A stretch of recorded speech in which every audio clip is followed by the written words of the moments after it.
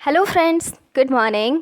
Today we are discuss about American renaissance. American renaissance का मतलब होता है अमेरिका का पुनर्जागरण। उसके अलावा हम लोग वहाँ के social, political, religious and economical condition देखेंगे जो 19th सेंचुरी के लिटरेचर में वहाँ पे फेस किया गया था और किस तरह 19th सेंचुरी में अपने अमेरिकन रेनेसा को किस तरह उभारा गया था और कौन कौन से राइटर, कौन कौन से ऐसे दिग्गज राइटर थे जो उस वक्त इस अमेरिकन रेनेसा में सहयोग था इनका, और इनके बारे में आगे जानेंगे हम लोग। अमेरिकन रेनेसा का टर्निंग पॉइंट तब आता है हिस्ट्री ऑफ अमेरिकन लिटरेचर में, जब वहाँ पे पीरियड चल रहा होता है 1830 का, अराउंड सिविल वॉर एंडिंग का टाइम होता है। उस वक्त सबसे बड़ा पुनर्जागरण का सबसे पहला स्टेप वही होता है, क्योंकि पहले जो सिविल वॉर चल रहा था उसके कारण बहुत सारी तकलीफ़ें, बहुत सारी डिफ़िकल्टीज़ को फेस करना पड़ा था अमेरिका के पीपल को। तो फाइनली सिविल वॉर का एंड होता है और उसी वक्त एक अमेरिकन रोमांटिसिज्म नाम से एक चीज़ चलता है। अमेरिकन रोमांटिसिज्म के बारे में आप लोगों को बता देती हूँ। अमेरिकन रोमांटिसिज्म जो है वो एक मूवमेंट होता है, वो डेवलप्ड हो रहा होता है यूरोप यूएस में डेवलप्ड हो रहा होता है। और ये होता है एक group of made of group होता है ऑथर्स का। ऑथर के ग्रुप होता है 1820 टू 1860 के बीच में। वो स्टिल फाइंडिंग कर रहे थे एक नेशन का, मतलब एक ऐसे नेशन का जहाँ पे हर तरह से इस्टेब्लिश किया जा सके social, economical, religious, political condition को, और कैसे उभारा जा सके उसी चीज़ को अमेरिकन रोमांटिसिज्म का, और उस चीज़ में अमेरिकन पुनर्जागरण में अमेरिकन रोमांटिसिज्म का बहुत बड़ा योगदान होता है। और अमेरिकन रेनेसा में एक बहुत स्कॉलर राइटर होते हैं, जो ऑर्गेनाइटेड राइटर होते हैं, एफ.क्यू. मैथसन, जो कि 1941 में आते हैं और एक बुक लिखते हैं American renaissance, art and expression of age. और ये एज चल रहा होता है उस वक्त, एमर्सन एंड वाइटमैन, जो कि एक राइटर होते हैं।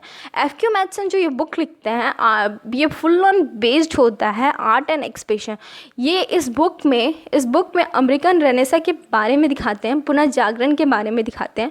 और इनके हिसाब से ये जो बुक होता है, इस बुक में मेन 5, मतलब ये पूरा अमेरिकन रेनेसा में जो अमेरिकन रेनेसा और अमेरिकन लिटरेचर में जो बहुत बड़ा योगदान होता है वो 5 राइटर का होता है। सबसे पहला Ralph Waldo, Melville, Whitman, Emerson and Thoreau. And उनके हिसाब से जो बुक लिखे थे अमेरिकन रेनेसा, एफ.क्यू. मैथसन के हिसाब से, उस बुक में वो पूरे इस चीज़ को दिखाना चाहते हैं कि जो डेमोक्रेटिक कंट्री बनाने में कौन कौन से चैलेंजेस को फेस करना पड़ा था, और उस वक्त कौन कौन से मूवमेंट्स, कौन कौन से यूनिक डेवलपमेंट्स जो आए थे, वो उस बुक में अपने बातों से, अपने उस मूवमेंट, ड्रास्टिक चेंजेस जो आते हैं अमेरिकन लिटरेचर में और अमेरिका के जो सोसाइटीज़ में, उस चीज़ के बारे में दिखाते हैं। और अमेरिकन रेनेसा बहुत ज़्यादा इंस्पायर्ड एंड फोकस होता है बस एक चीज़ पे, ह्यूमनिज़म के ऊपर। और बस वो एक चीज़ प्रोवाइड कराना चाहता है, उन लोगों को मूव कराना चाहता है कैल्विनिज़म के से। वो अमेरिकन के पीपल जो वहाँ के थे, उन सारे पीपल को वहाँ से, मतलब उनकी जो मुसीबत थी कैल्विनिज़म, उनसे दूर करना चाहते थे। इसी के बारे में वो अपनी बुक में, अमेरिकन रेनेसा के बुक में लिखते हैं। और उसी बुक में एक और चीज़ आती है इन नवंबर 1850 में वाल्टर चेंजिंग इशू, जो कि नॉर्थ अमेरिका के रिव्यू में आती है। उस बुक में ये चीज़ मेंशन है ऑलरेडी। वो उस वक्त न्यू लिटरेचर का डिस्कवरी होता है उस वक्त। इसी बुक का जो इशू का मेन इशू होता है नॉर्थ अमेरिकन रिव्यू के बुक में, न्यू लिटरेचर का उस टाइम। और ये फुल ऑफ ब्रिटिश लिटरेचर होता है इन 1820 में। उस टाइम बहुत सारे राइटर, हाँ, उस वक्त अमेरिकन राइटर मिले थे उन्हें, वॉशिंगटन, ग्रेविंग, विलियम कॉल, जेम्स फ्रीडम्स, and they become a worthy identity of American literature. ये सारे जो थे वो अमेरिकन लिटरेचर के बहुत इंपॉर्टेंट फेस थे। लिटरेचर क्या, इंग्लिश लिटरेचर जो वहाँ, मतलब अमेरिकन लिटरेचर के बहुत स्पेशल फेसेस थे ये सारे राइटर। और इन सारे राइटर्स का जो रेनेसा था, वो बहुत ज़्यादा उस वक्त प्रेरित करता था अमेरिकन लिटरेचर को उभारने में। और अमेरिकन रेनेसा और अमेरिकन और उसी वक्त अमेरिकन लिटरेचर का रिफॉर्मेशन होता है, culture of past movement result of American literature को लेके। उस वक्त जो कल्चर चल रहा होता है पास्ट लिटरेचर का, वो अभी मॉडर्न लिटरेचर में धीरे धीरे डेमोक्रेटिक कंट्री में आ रहा होता है। और कहते हैं ना कि कुछ अच्छाइयाँ जब आती हैं तो बहुत सारी क्रिटिसिज्म उस पर उठती हैं।